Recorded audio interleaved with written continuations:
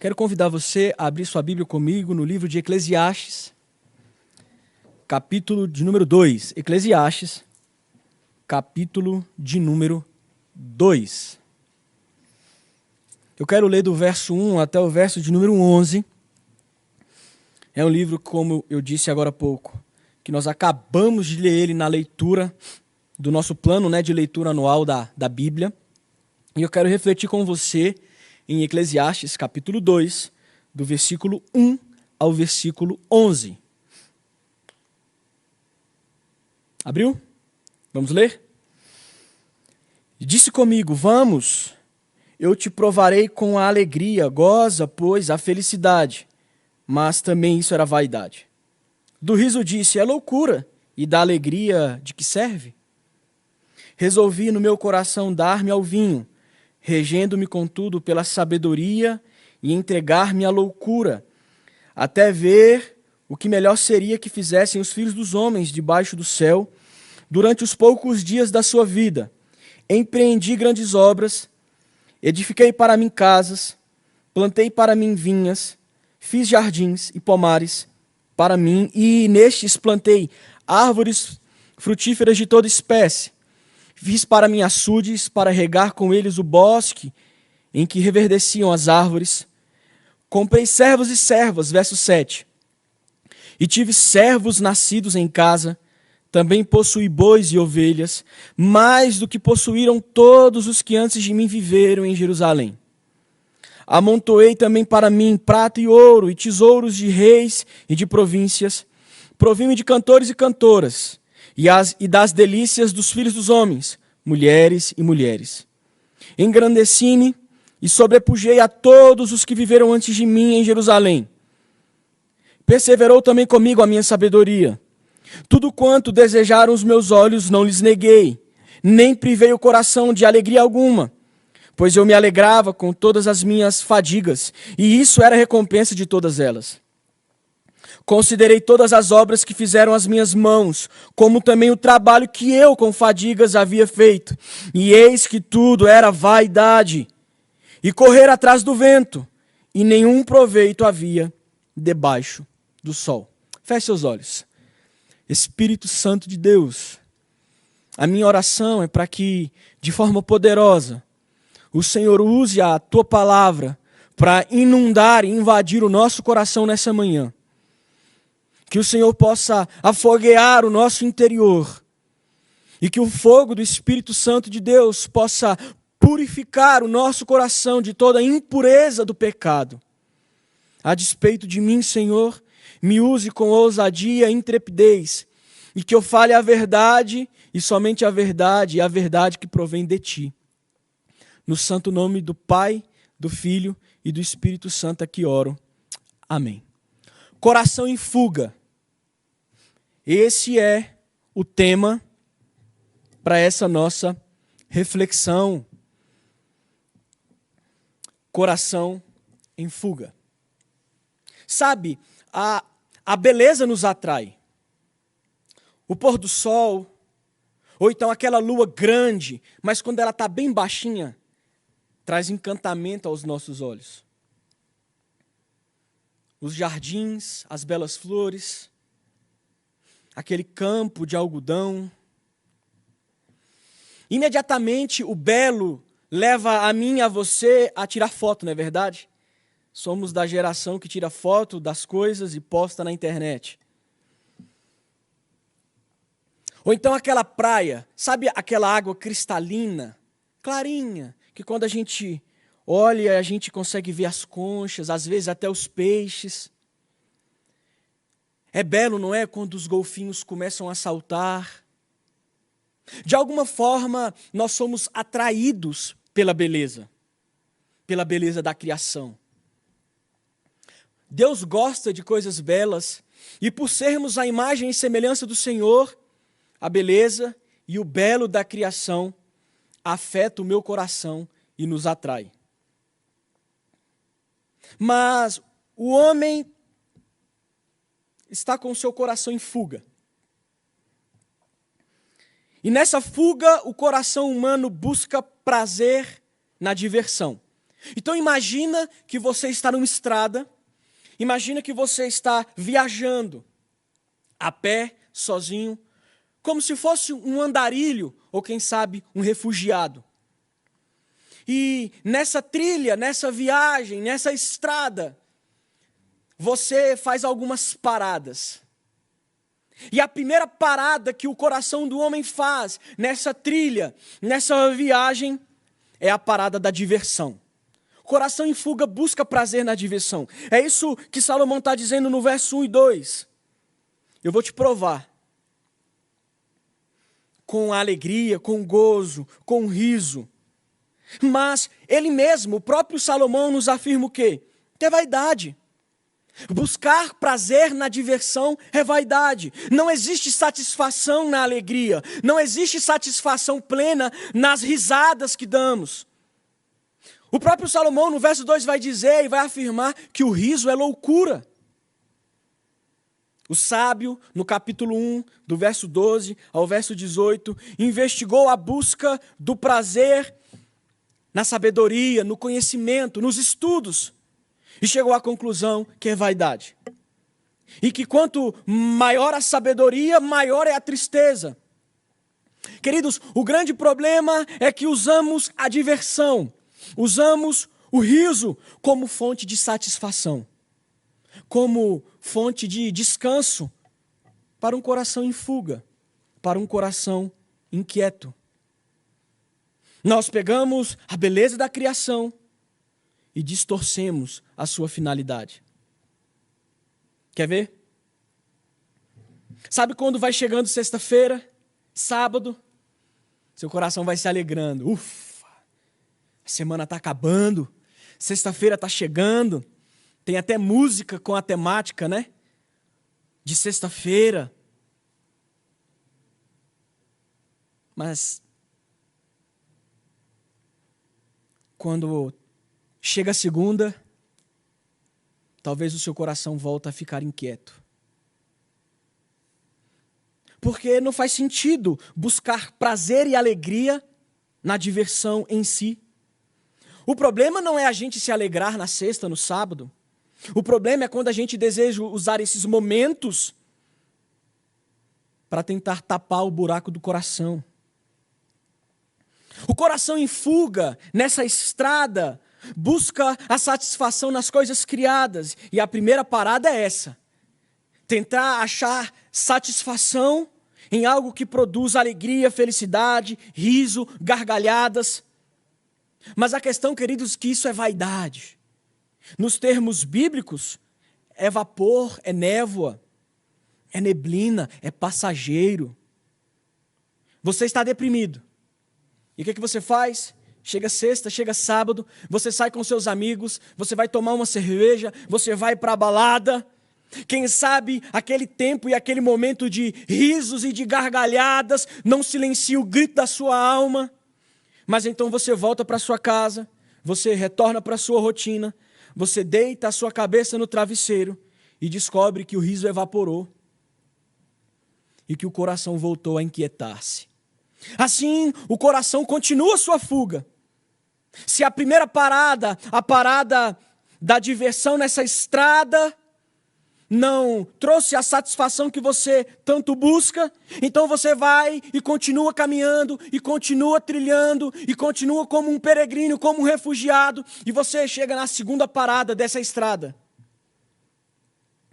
E o coração em fuga busca agora prazer no alimento.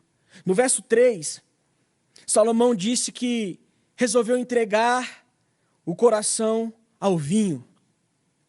Resolvi no meu coração dar-me ao vinho. Você conhece, ou talvez você seja essa pessoa. A pessoa que quando o coração fica inquieto, foge para a comida. E tenta achar na comida e no alimento satisfação. Salomão buscou no vinho uma busca equilibrada, com sabedoria. Ele não ficou como um bêbado tropegando e caindo pelos cantos do castelo, não. Mas ele resolveu, verso 3, no coração, se entregar ao vinho, ao prazer do vinho, ao prazer da bebida.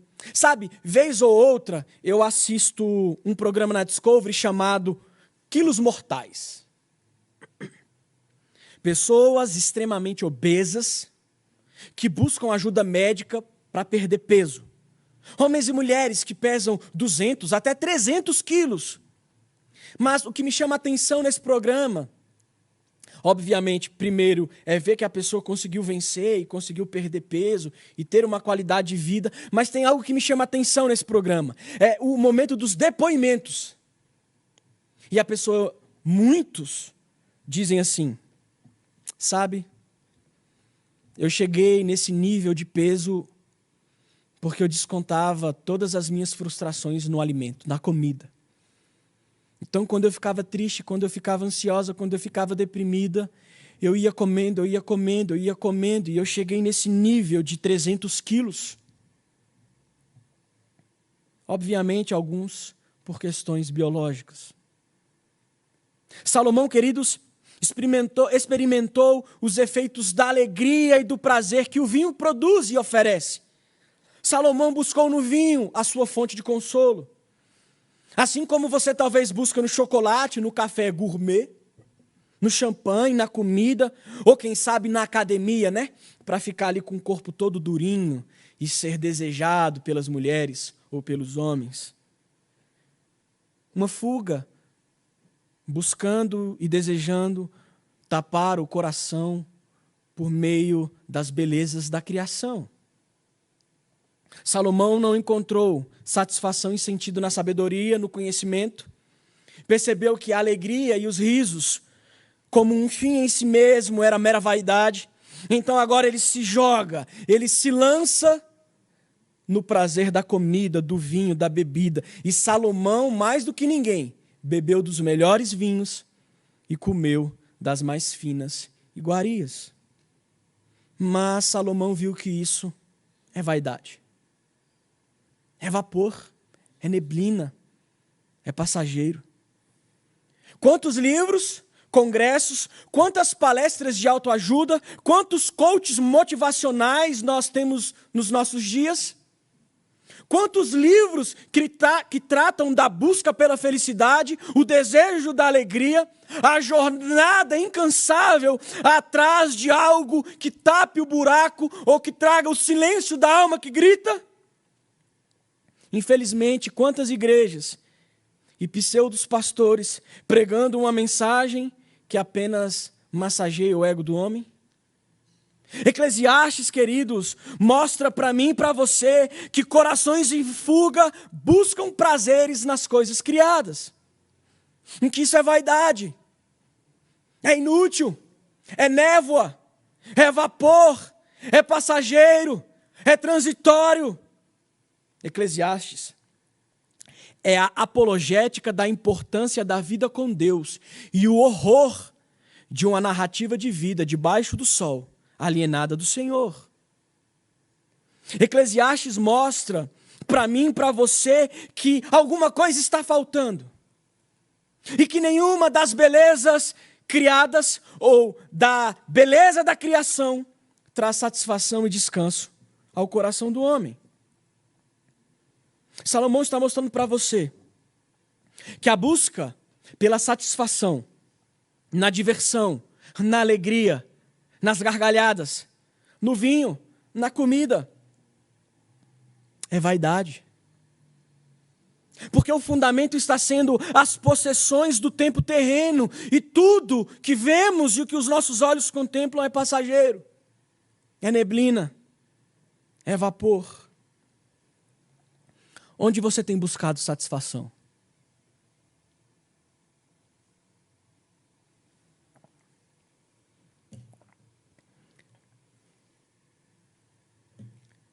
Você tem buscado satisfação na diversão? Nos momentos de risos? Na comida? Na busca frenética pelo corpo perfeito? Qual tem sido a sua fonte do prazer ou de prazer? As posses e bens deste mundo? Os momentos prazerosos de diversão? Queridos, o que essa pandemia veio te ensinar? Ela veio te ensinar que hoje você está vivo, mas amanhã talvez não. E o que você tem feito dessa jornada? Onde você tem inclinado o seu coração? Essa pandemia está ensinando a mim e a você que tudo é neblina, que tudo é vapor, que tudo é passageiro, que tudo é transitório. A humanidade continuou buscando satisfação na criação, afinal, não existe nada novo debaixo do sol. E assim como foi na era salomônica, assim é hoje, assim acontece hoje com a nossa humanidade. Mas e você? Onde você tem buscado satisfação para o seu coração? Para onde o seu coração está fugindo? Nessa estrada que você trilha, quais são as paradas que o seu coração tem feito? Se a sabedoria e o conhecimento, o vinho e as iguarias não satisfazem o coração em fuga, o que Salomão fez e a humanidade continua fazendo? Grandes obras. Verso 4. Empreendi grandes obras, edifiquei casas, plantei vinhas, fiz jardins, pomares, árvores frutíferas plantei, construí açudes para regar os bosques. Percebe? Coisas magníficas. Nosso personagem buscou prazer naquilo que a traça e a ferrugem corrói. Construiu casas. 1 Reis 7:1 vai nos mostrar que Salomão demorou 13 anos construindo a sua casa, seu palácio. Vinhedos, jardins, pomares, açudes para irrigar tudo isso. Salomão tinha várias propriedades, Salomão tinha escravos e escravas. Salomão tinha cantores à sua disposição, bois, ovelhas. Salomão comprava os seus cavalos do Egito. 1 Reis 10:28. Salomão entregou o coração a ter grandes coisas. Coisas magníficas. Grandes obras. Sabe quando você mora num apartamento? E aí ele é pequeno e você vai para uma casa. Mas a casa, com o passar do tempo, não é suficiente. E aí você compra uma casa maior, constrói uma piscina maior, faz um jardim maior, compra um carro maior. Você aumenta o número dos empregados da sua casa e o seu coração vai buscando prazer e satisfação nos bens e naquilo que você possui. Cuidado. Lucas, no seu evangelho, no capítulo 12, verso 15, diz o quê? Porque a vida de um homem não consiste na abundância dos bens que ele possui. Se você fizer uma avaliação honesta, você vai ver que você possui a síndrome de Salomão. No nível alto ou no nível baixo. E o que é a síndrome de Salomão? Buscar em coisas grandes o prazer e a satisfação para o coração. Ser reconhecido pelo que se tem ou por aquilo que você constrói. Salomão teve casas, jardins, pomares, empregados, animais, e percebeu que tudo isso não foi suficiente. É vaidade, névoa, é vapor, é passageiro. É como a neblina da manhã que aparece e daqui a pouco dissipa. Corações em fuga buscam prazeres em coisas grandiosas, exuberantes. Tem um programa de TV que eu gosto, chamado Piscinas Incríveis. E de fato é incrível. É grande, é belo. Só que você construir uma piscina igual de um resort na sua casa não vai trazer satisfação para você. Daqui um pouco aquela piscina não vai ter sentido. Ela vai se tornar pequena. E o seu coração vai continuar inquieto. Salomão não encontra satisfação em seus empreendimentos grandiosos. E o que ele faz? Verso 8. amontoei também para mim prata e ouro. Então Salomão começa a guardar dinheiro. Começa a poupar. Ele diz, amontoei para mim prata e ouro. Queridos, e isso é recorrente nesse capítulo. No verso 3, ele diz, dar-me ao vinho. No verso 4, 5, 6 e 8, ele diz, para mim. No verso 9, engrandeci-me e a minha sabedoria. Percebe? Para mim, para mim, para mim, para mim. Salomão buscava os seus próprios desejos, era egoísta, visava o prazer pessoal. E tanto as pessoas como coisas seriam instrumentos nessa busca de satisfação. Você tem sido um Salomão? Poupando dinheiro no banco enquanto tem pessoas sofrendo? As nossas igrejas fazem poupança enquanto os missionários sofrem? Todo cristão que poupa dinheiro enquanto o outro sofre, age como Salomão. Isso é sinal de que você busca satisfação naquilo que você tem no banco. Sua confiança está lá no banco. Lá está o seu ídolo. Lá está Mamon. Lá está o seu Deus. Observe o que John Piper fala. Abro aspas. Seu dinheiro não é seu.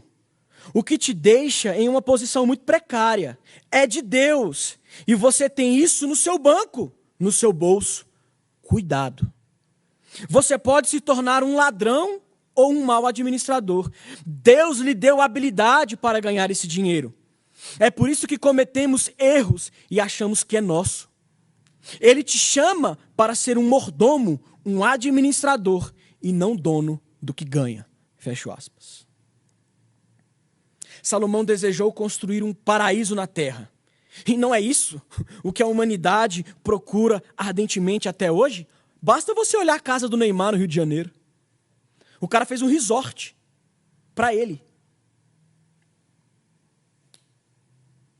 É isso que a humanidade deseja. Redenção por meio das coisas criadas. Queridos, como eu disse na introdução, o belo da criação nos atrai. A beleza se conecta a nós de alguma maneira. Mas o que acontece? O nosso coração que é maculado pela queda adâmica, pelo pecado original dos nossos pais, fez o que conosco? Fez o que com o nosso coração?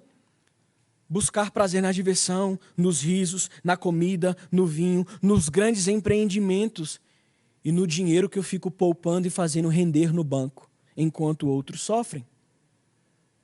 O que os nossos símbolos de fé nos ensinam? Alegrar-se no Senhor, prazer no Senhor, gozo no Senhor e não nas coisas criadas. Mas Salomão não parou sua busca por prazer e satisfação. Seu coração ainda estava em fuga. O nosso coração, o meu coração e o seu coração em fuga, nessa estrada que nós vamos como peregrinos ou refugiados, caminhando, faz a parada na busca do prazer na diversão, na busca do sentido existencial no alimento, em construir grandes coisas. E Salomão chega no verso 8, parte B, que diz: provi-me de cantores e cantoras e das delícias dos filhos dos homens, mulheres e mulheres. Salomão teve 700 esposas e 300 concubinas, 1000 mulheres. Fez para si um harém. As delícias dos filhos dos homens, mulheres e mulheres. Quanto mais buscava prazer no sexo, na criação, nas mulheres, seu coração ia se perdendo e sua alma ia embrutecendo. Basta você ler 1 Reis 11. Você vai ver como essas mulheres, que eram mulheres pagãs, desviaram o coração de Salomão do Senhor. Seu coração em fuga talvez busque satisfação na pornografia. Ou não, Talvez você procure prazer em uma outra mulher que não a sua. Cuidado. Porque o mundo chama isso de fraqueza ou doença. Deus chama isso de pecado. Salomão, nos dias de hoje, ele estaria na capa das revistas, nas programações da Globo. Se ele tivesse um Instagram, teria milhares de seguidores nas suas mídias sociais. Seria desejado pelas mulheres, invejado pelos homens. Afinal, ele foi grande em seu tempo. Foi maior do que todos os que viveram antes dele em Jerusalém. Verso 9 nos mostra isso. Queridos, após a Segunda Guerra Mundial, teve uma linha filosófica que ganhou força e se fortaleceu muito. É o existencialismo, que basicamente é o quê? É a ideia de que eu preciso criar algo que traga sentido para a minha existência. Porque o mundo como nós vemos, ele não tem sentido algum. Logo, o que o existencialismo diz? Ele diz, olha, você tem que criar um mundo dentro do mundo. E esse mundo que você vai criar, ele tem que trazer sentido para a sua existência. Isso é o que Salomão estava fazendo. E é o que a humanidade continua buscando. Fazer grandes coisas, ter grandes empreendimentos, muito sexo, vinho, comida, diversão, não vai trazer a satisfação que você tanto busca. O problema não é desfrutar daquilo que Deus criou. O problema é o que nós fazemos com aquilo que Deus criou. O que você tem feito?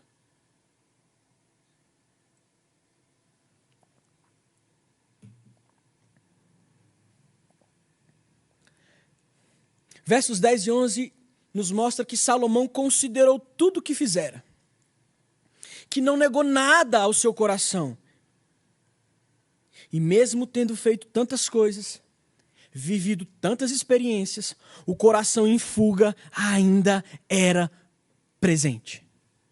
É vaidade, no hebraico hebel, vapor, neblina, é passageiro.